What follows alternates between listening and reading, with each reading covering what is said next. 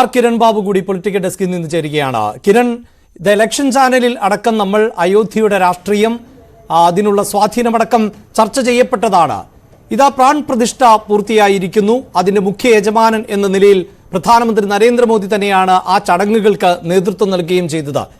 ഇവിടെ ഇപ്പോൾ ശ്രീജിത്ത് പണിക്കർ സൂചിപ്പിച്ച ഒരു കാര്യം, ഇതുവരെയും ഇങ്ങനെയൊരു ക്ഷേത്രം നിർമ്മിക്കണമെന്ന് ആഗ്രഹിച്ചിരുന്നവർ തീവ്ര ഹിന്ദുത്വ നിലപാട് ഉണ്ടായിരുന്നവർ ആയിരുന്നിരിക്കാം.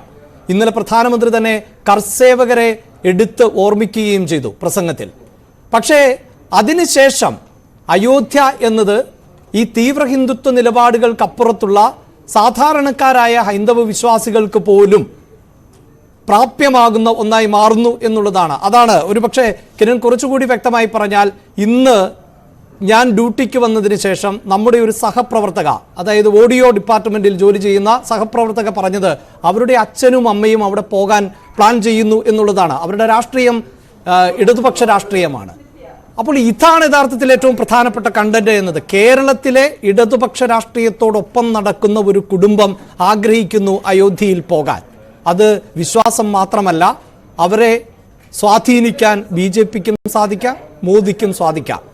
ആ സ്വാധീനം അടുത്ത തെരഞ്ഞെടുപ്പിൽ എങ്ങനെയായിരിക്കും BJP പ്രയോജനപ്പെടുത്തുക?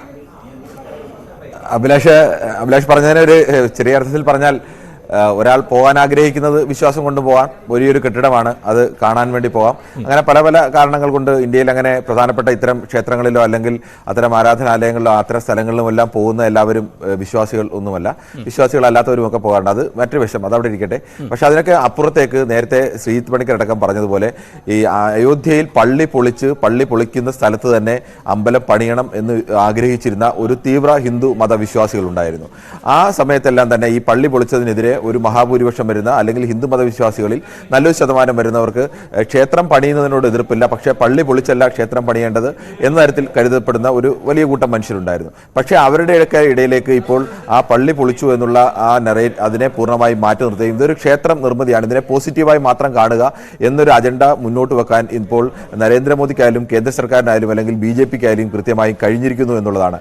അതിന്റെ ഒരു തെളിവ് കൂടിയാണ് ഇത്തരത്തിൽ വ്യത്യസ്ത താല്പര്യങ്ങളുള്ള ആളുകൾ, പള്ളി പൊളിച്ചതിനോട് കടുത്ത വിയോജിപ്പുള്ള ആളുകൾ പോലും ഇങ്ങനെ ഒരു ക്ഷേത്രം വരുമ്പോൾ ആ ക്ഷേത്രം കാണണം എന്നൊക്കെ ആഗ്രഹിക്കാൻ തോന്നുന്നത്. ഇത് ഒരു തരത്തിൽ പറഞ്ഞാൽ ഇന്ത്യൻ രാഷ്ട്രീയത്തിൽ വരാൻ പോകുന്ന ഏതാനും ആഴ്ചകൾക്കുള്ളിൽ തന്നെയാണ് ഇന്ത്യയിൽ തെരഞ്ഞെടുപ്പ് നടക്കേണ്ടത്. പരമാവധി പോയാൽ 3 മാസം മാത്രമാണ് തെരഞ്ഞെടുപ്പിന് മുന്നിലുള്ളത്.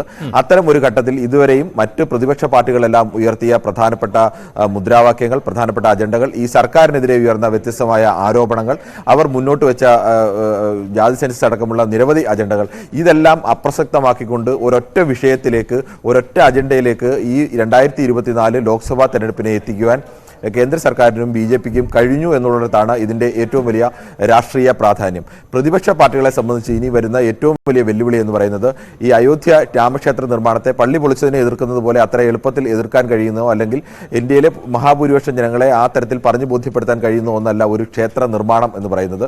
അത് മതപരമായി നേരത്തെ പറഞ്ഞതുപോലെ വലതുപക്ഷ രാഷ്ട്രീയം ലോകത്തെവിടെയും ചെയ്യുന്നതാണ്. മതത്തെ കൃത്യമായും രാഷ്ട്രീയമായി ബന്ധപ്പെടുത്തി തന്നെ നിൽക്കുക. അങ്ങനെ മതത്തെ രാഷ്ട്രീയമായി ബന്ധപ്പെടുത്തി നിൽക്കുന്ന ഒരു സ്ഥലത്തേക്ക് ഈ അമ്പലത്തിനെതിരെ അല്ലെങ്കിൽ ഇവിടെ ഒരു ക്ഷേത്രം നിർമ്മിച്ചതിനെതിരെ ഒരു ക്യാമ്പയിൻ നടത്താനോ അല്ലെങ്കിൽ അതിനെതിരായ ഒരു നീക്കം നടത്താനോ പ്രതിപക്ഷ പാർട്ടികൾക്ക് ഒട്ടേറെ പരിമിതികളുണ്ട്. ചില പാർട്ടികൾക്ക് ചിലപ്പോൾ കഴിഞ്ഞേക്കും, പക്ഷേ പ്രധാനപ്പെട്ട പാർട്ടികൾക്കൊക്കെ അത്തരം പരിമിതികളുണ്ട്. ഈ പരിമിതികളെ അതിജീവിച്ചുകൊണ്ട് എങ്ങനെയാണ് ഇതിന് അയോധ്യയ്ക്ക് ബദലായി മറ്റ് അജണ്ടകൾ പ്രതിപക്ഷം എന്താണോ ഇലക്ഷനിൽ ചർച്ച ചെയ്യാൻ ആഗ്രഹിക്കുന്നത്? അതായത് കിരൺ, അടുത്ത ലോക്സഭാ തെരഞ്ഞെടുപ്പിലെ ഏക വിഷയം, ഇതിനു മുമ്പ് പലപ്പോഴായി അയോധ്യ പ്രധാനപ്പെട്ട വിഷയമായി നിന്നുവെങ്കിൽ ഈ തെരഞ്ഞെടുപ്പിലെയും അവസാനത്തെ വിഷയവും ഏക വിഷയവും അയോധ്യ തന്നെ എന്ന് ഉറപ്പിക്കാൻ BJPക്ക് സാധിക്കുന്നു. അഭിലാഷ്, അതിനകത്തൊരു പ്രധാനപ്പെട്ട ഒരു വിഷയമുണ്ട്. ഈ അയോധ്യയിലെ രാമക്ഷേത്ര നിർമ്മാണം എന്ന് പറയുന്നത് BJPയുടെ എല്ലാ കാലത്തെയും പ്രകടന പത്രികയിലുള്ളതാണ്. അതെല്ലാം ശരിയാണ്. അത് BSPയുടെ അജണ്ടയായിരുന്നു. അത് പിന്നീടാണ് BJP രൂപീകരിച്ച ശേഷമാണ് പിന്നീട് അത് BJP ആ ഒരു അജണ്ട ഏറ്റെടുക്കുന്നത്, അത് മുന്നോട്ട് വെക്കുന്നതൊക്കെ. പക്ഷേ നമ്മളൊന്ന് പ്രധാനമായി ശ്രദ്ധിക്കണം, കഴിഞ്ഞ ഒരു 3-4 തെരഞ്ഞെടുപ്പുകൾ നോക്കുക, അല്ലെങ്കിൽ 98-ൽ വാജ്പേയി സർക്കാർ അധികാരത്തിൽ വരുന്ന 13 മാസ സർക്കാരായാലും 99-ൽ വരുന്ന സർക്കാരായാലും 2004-ൽ പരാജയപ്പെട്ട സമയത്ത് മത്സരിക്കുമ്പോഴായാലും ഇനി അതെല്ലാം കഴിഞ്ഞ് 2009 കഴിഞ്ഞ് 2014-ലും 2019-ലും മോദി മോദിയുടെ നേതൃത്വത്തിൽ മത്സരിക്കുന്നു. ഇവിടെ ഒന്നാമത്തെ അജണ്ടയായി BJP ജനങ്ങളുടെ മുന്നിൽ വെച്ചത് രാമക്ഷേത്ര നിർമ്മാണം ആയിരുന്നില്ല എന്നതാണ്. രാമക്ഷേത്ര നിർമ്മാണം BJPയുടെ അജണ്ടയാണ്, അത് പ്രത്യേകം പറയേണ്ടതില്ല, അത് അങ്ങനെ തന്നെ ഉണ്ട്. അതിനപ്പുറത്തേക്ക് അജണ്ടകളാണ്.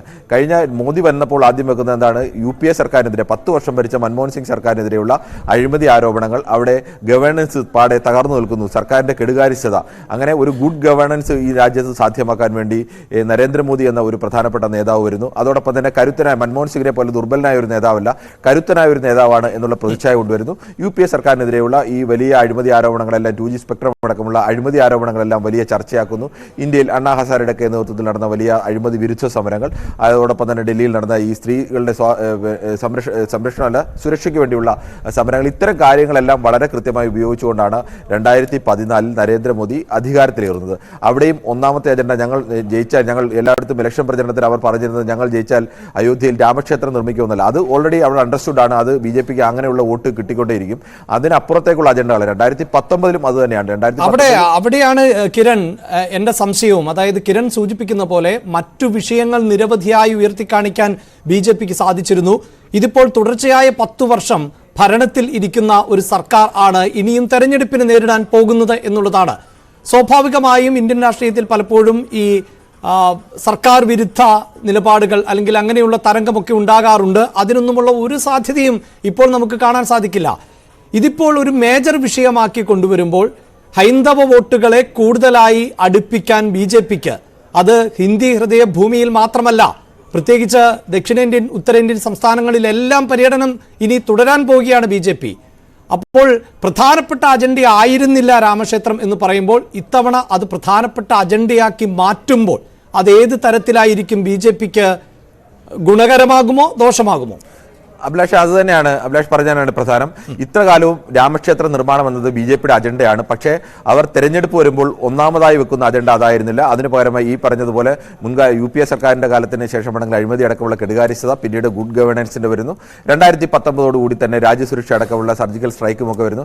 രാജ്യസുരക്ഷ കരുത്തുറ്റ ഒരു ഭരണാധികാരി, മോദിക്ക് ഒരു അവസരം കൂടി നൽകണം, ഇന്ത്യയെ ലോകത്തിന്റെ മുന്നിലെ ഒന്നാമത്തെ രാജ്യമാക്കി ഉയർത്താൻ വേണ്ടിയുള്ള ഒരു വലിയ പരിശ്രമത്തിലാണ് മോദി എന്ന ഇമേജിനും വികസനത്തിന്റെ ഒരു പ്രതിച്ഛായ കൂടി നൽകുന്നു.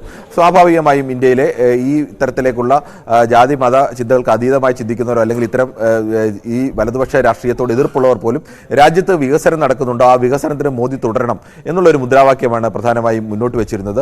പക്ഷേ ഈ തെരഞ്ഞെടുപ്പിലേക്ക് വരുമ്പോൾ, 10 വർഷം മോദിയുടെ ഭരണത്തിന് ശേഷം ഒരു തെരഞ്ഞെടുപ്പിലേക്ക് വരുമ്പോൾ, ഇപ്പോൾ തിടുക്കപ്പെട്ട് രാമക്ഷേത്രത്തിൽ ഇങ്ങനെ ഒരു പ്രതിഷ്ഠാ ചടങ്ങ് നടത്തണം എന്നുണ്ടെങ്കിൽ സ്വാഭാവികമായും BJPയെ സംബന്ധിച്ച് 2 കാര്യങ്ങളാണ് മുന്നിലുണ്ടാകാൻ സാധ്യതയുള്ളത്. ഒന്നുകിൽ അടുത്ത തെരഞ്ഞെടുപ്പിനെ സംബന്ധിച്ചിടത്തോളം അവർക്ക് ഉറച്ചൊരു വിജയം, അതിലേതെങ്കിലും ഒരു വിട്ടുവീഴ്ച ചെയ്യാൻ ഞങ്ങൾ തയ്യാറല്ല.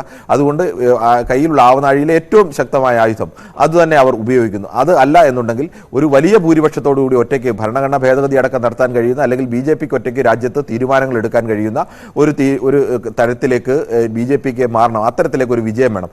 ഈ 2 ലക്ഷ്യങ്ങളിൽ ഏതെങ്കിലും ഒന്ന് BJPയുടെ പക്കൽ ഉണ്ടാവണം. അതുകൊണ്ട് തന്നെയാണ് ഈ മോദിയെ സംബന്ധിച്ച് ഇപ്പോൾ കഴിഞ്ഞ 10 വർഷത്തെ വികസന പ്രവർത്തനങ്ങളോ അല്ലെങ്കിൽ ജനക്ഷേമ പ്രവർത്തനങ്ങൾ, അത്തരം ഒരുപാട് വിഷയങ്ങൾ പറയാനുണ്ട്. മോദി ഗ്യാരണ്ടി അടക്കം ദക്ഷിണേന്ത്യയിലടക്കം പറയുന്നത് മോദി ഗ്യാരണ്ടിയാണ് പറയുന്നത്.